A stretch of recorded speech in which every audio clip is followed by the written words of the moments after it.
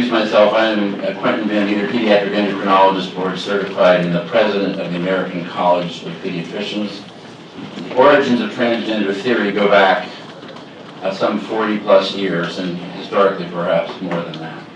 At Johns Hopkins Hospital, where I trained in my endocrine fellowship, Professor John Money was on the faculty, and he developed theories of gender identity. Gender previously was a term used to describe linguistic terms.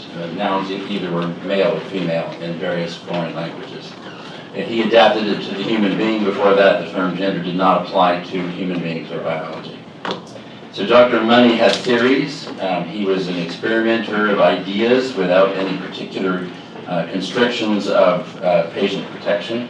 And he worked with patients in the adult world as well as with infants, and that's where our program came in. We had patients there who were infants born with ambiguous genitalia, whose genders were then reassigned based on the best possible thought at the time to see whether or not it would fit them later in their life. The history of this program is short-lived because what happened in both the adult patients and the infants is that there were disastrous outcomes and no improvement in their care. So this was a background from which I came. It was 40 years ago when I started there as a fellow and went through the program, and it lay fallow in the United States without any medical centers doing any kind of critical gender issue treatments in children until more recently. The Harry Benjamin Society, as it was developed soon after Dr. Harry Benjamin passed away. He was a practitioner in the 50s who was one of the triumvirate of physicians, or scientists rather, who were noted sexologists. Dr. Benjamin passed away, and in his memory, the Harry Benjamin Society was started as a support group, but not a professional science organization. In the 1970s, this group, internationally located, provided individuals around the world with information on where they could have their medical treatment or surgical treatment as adults if they felt that their gender did not match their biologic sex.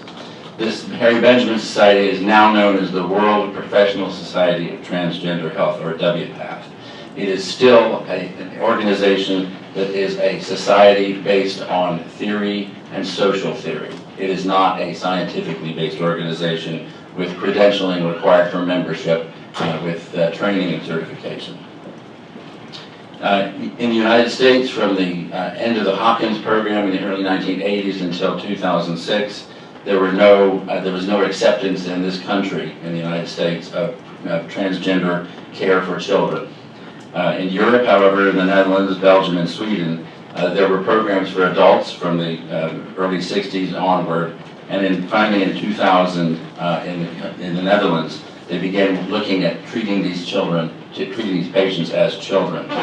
The basic fact is that there is no biologic basis to gender identity. It is purely a social behavioral construct.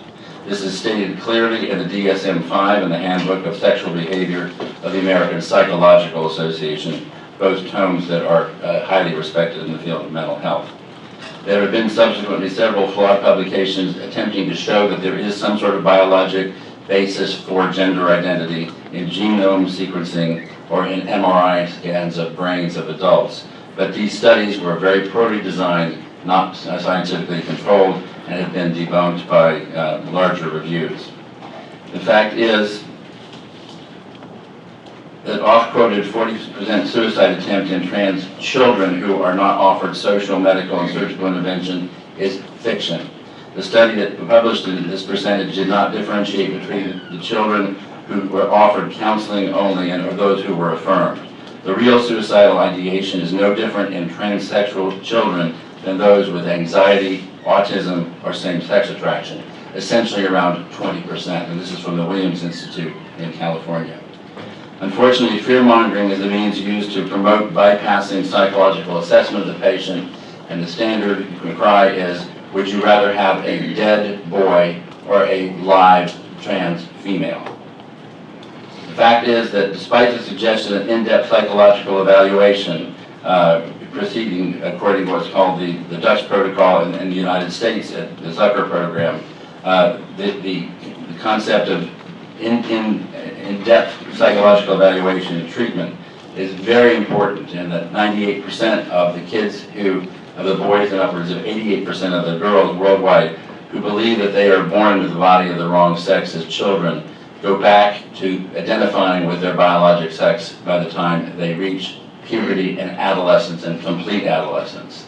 This leaves a small fraction of folks who are adults past the age of consent who then can make their own decisions and with their own physicians, adult physicians and endocrinologists and surgeons about if they want to continue treating their bodies and try to transform their appearance to that of the opposite sex. Despite the fact that in-depth psychological evaluations are recommended by the Endocrine Society and by the European groups that recommended those, the children in this country are going through treatments where they are bypassing psychological evaluation from the beginning. They are immediately taken in and medically transformed, initially socially transformed, and then offered surgical transformation, all before the age of consent. And this is happening across the United States. There are 18 states in this country so far, and the District of Columbia, which say that counseling ahead of this is no longer allowed. It's against the law.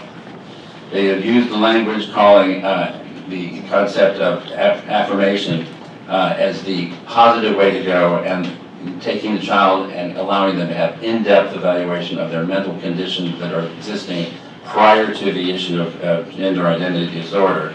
They are calling that conversion therapy, converting a biologic person to the biologic person they are. And indeed, it's not conversion at all.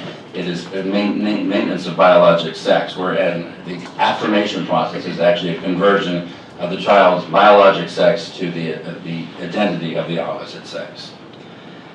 Transgender affirmation advocates paint the proven effective counseling protocol as cruel or conversion. The academicians with contrary opinions in their academic institutions are let go from their positions. They are not published, and it's fear-mongering that keeps them from being able to make the statements that I'm speaking about today. The American Academy of Pediatrics, without evidence and support, states that psychological evaluation of gender incongruent and counseling of these patients is not indicated because it is cruel and unusual punishment. What the Texas Medical Board could do is to be the rational leader of a new movement that's occurring within the United States, and which has already occurred in Europe, in the United Kingdom, in France, in Italy, and in Sweden, where the medical professional societies who take care of these children and have overlooked the transgender programs there have taken it upon themselves to evaluate what is going on in their clinics. There has been an incredible increase in the number of children presenting as transgender.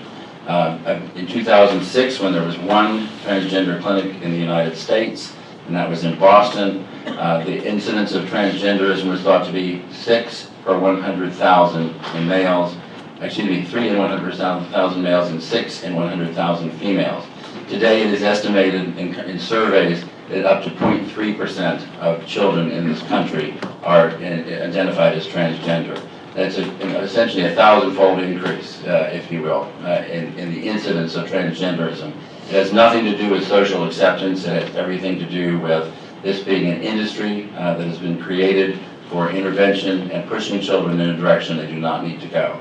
What I'm asking is that the Texas Board be a leader of the country and ask for a pause in the process of taking these children and running them through our transgender clinics, which now number upwards of 50 in the United States, and allow the people that are doing this treatment to have a discussion with those of us who believe that affirmation is the wrong pathway and that counseling is the correct pathway, and put these side by side and evaluate with a panel of individuals that are balanced in terms of their approach, review the actual science, and come up with a program that is not harmful to children.